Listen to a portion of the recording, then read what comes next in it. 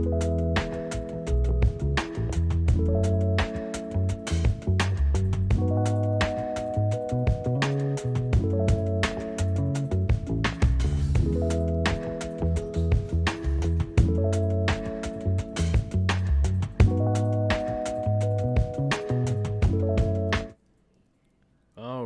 right. Welcome back. Welcome again. Thank you for joining me on the Wisdom, Knowledge, and Understanding channel. Please like and subscribe to the channel. I'm your host, Brother Hoover, and today we'll be going into Genesis 11, continuing the series of reading of the Bible in chronological order. And like I said, we're going to start today in Genesis 11 and 1. However, you know me, we're going to start reading at the end of Genesis 10, and then we're going to continue on reading into Genesis 11. And Genesis 11, we're going to break down the bloodline of Shem a little bit more. And I'm going to point out a few key things in that in this chapter also. So we're going to go ahead and get started. And like I said, this definitely won't be a long one. Like I said, we just reading the Bible.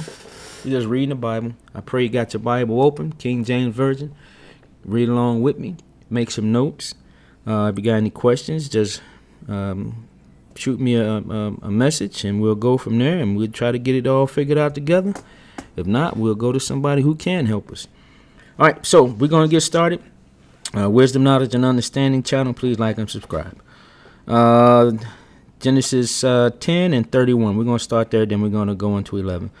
These are the sons of Shem after their families, after their tongues, and their lands, after their nations. Verse 32.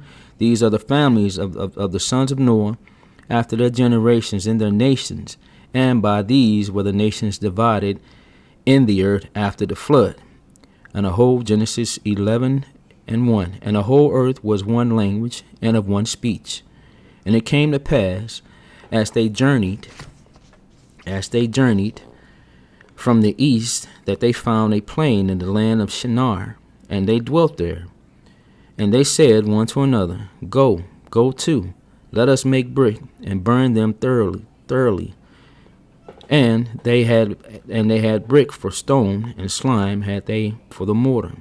And they said, Go to, let us build us a city and a tower, whose top may reach unto heaven, and let us make us a name, lest we be scattered abroad upon the face of the whole earth.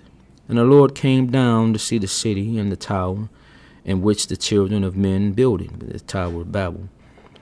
And the Lord said, Behold, the people is one, and they have one language, and this they began to do.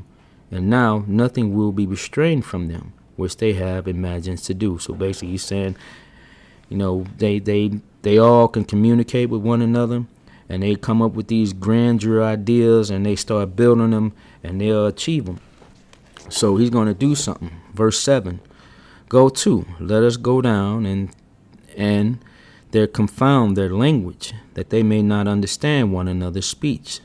So the Lord scattered them abroad from hence upon the face of the earth, of all the earth, and they left off to build the city. So basically, God came down, sent his angel down, and he gave them different languages, because at one time everybody was speaking the same language in the world.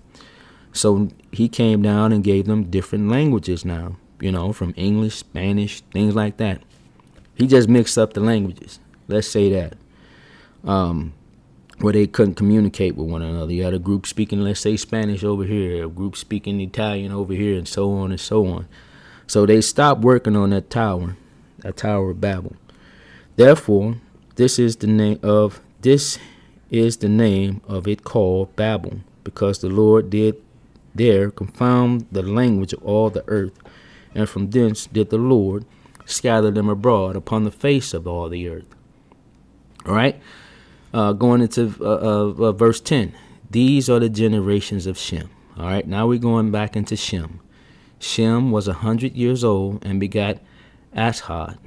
I go that name again. I just said it. In English, Arphaxad, or in Hebrew, Abashad. Abashad. Abishad.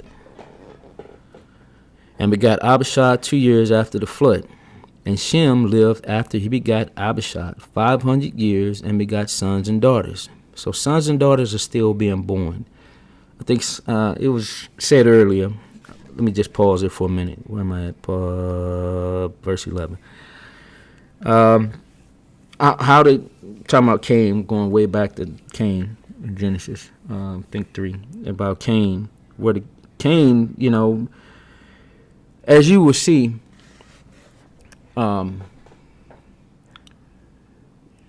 sons and daughters were born to sons and daughters. So, you had brothers down the line marrying sisters and things like that, and so on and so on. That was okay back then because that's how they had to populate the earth. You can't do that now, though. The law of the land say you can't do that. So back then that was okay. So where did Cain get his wife from? It was his sister. Where did Noah get his wife from? It was his sister, and so on and so on. That's how it worked back then. But anyway, moving on. Genesis 11 and 12. And Apad lived 530 years and begot Selah. And Abishad. I cannot remember that name for nothing. I cannot pronounce it. It eludes me. Lived after he begot Selah 403 years and begot sons and daughters. And Selah lived 30 years and begot Eber. And Selah lived after he begot Eber 403 years and begot sons and daughters. And Eber lived 430 years and begot Peleg. And Eber lived after he begot Peleg 430 years and begot sons and daughters. Peleg lived 30 years and begot Reu. And Peleg lived after he begot Reu 209 years and begot sons and daughters. And Reu lived 230 years and begot Shirek. And Reu lived after he begot Shirek 207 years and begot sons and daughters. So everybody still having sons and daughters. All right, now we're finna get a little closer to something. And Shirek lived 30 years and begot Nahor. And Shirek lived after he begot Nahor 200 years and begot sons and daughters. You see that the time frame of living has started to go down from 800 to 600. Now we 400 and some. Now I think going to be 200 and some in here and back to 400 and so on and so on. But the time frame is going down. And Nahor lived 9 and 20 years and begot Terah. This is verse 25. And Nahor lived after he begot Terah 119 years and begot sons and daughters. And Terah lived 70 years and begot Abram, Nahor, and Haran. All right, so verse 26, make a note of that because 70 years he begot Abram. All right, Abram is Abraham. His name gonna be changed later on to Abraham, but that's Abraham. He begot Abram. Abram is Abraham. All right. Now these are the generations of Terah. Terah begot Abram, Nahor, and Haran. And Haran begot Lot. There's Lot. All right. And Haran died before his father Terah in the land of nativity, in Ur of the Chaldees. So the father of Lot, Haran, died. That's how that's how Lot became to be with Abraham. Abraham took his nephew, his brother's son, Haran. All right. Verse 29. And Abram and Nahor took them wives. The name of Abram's wife was Sarai, which is going to be Sarah. And the name of Nahor's wife was Milcah. And the daughter of Haran, the father of Milcah, and the father of Iscah. But Sarai, was barren. She had no children. And Terah took Abram his son, and Lot, the son of Haran, his son's son, and Sarai, his daughter-in-law, his son's Abram's wife, and they went forth with them from Ur of the Chaldees to go into the land of Canaan. And they came unto Haran and dwelt there. And the days of Terah were 205 years, and Terah died in Haran. So, like I said, quick read once again. I highlighted a few key key points I pray you go and do some research on. A lot of times, like you say, as you read through the Bible, a lot of times it speaks for itself. It's really not too much you have to really ponder on too hard. As we get deeper into the reading of the Bible in chronological order, we're going to come across some things that you definitely want to do some research on. Don't take my word for anything that I'm saying. Read your Bible, do your research. Have any questions? Ask questions. Ask your pastor questions. I'm not saying stop going to your Sunday church, but I'm saying if you're going, pay attention even more to what they're telling you, and really what they're not telling you. That's what you really need to be paying attention to, because they'll tell you one line and run with that for 30 minutes off of one scripture, but they don't read the few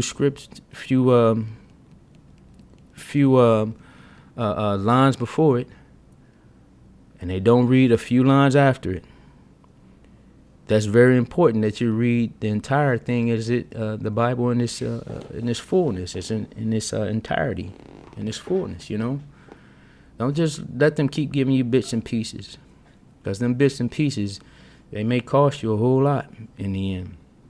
So, brothers and sisters, once again, thank you for joining me, spending your time with me here on the channel, Wisdom, Knowledge, and Understanding. Please like and subscribe. Any questions, anything like that, as long as it's coming from the Bible, we can talk about it. There's not too many what ifs I deal with, because they what ifs. The God is absolute. What he say, he mean. What he do, he do. What he don't do, he ain't gonna do. What he ain't gonna take, he not gonna take. Just keep that in mind.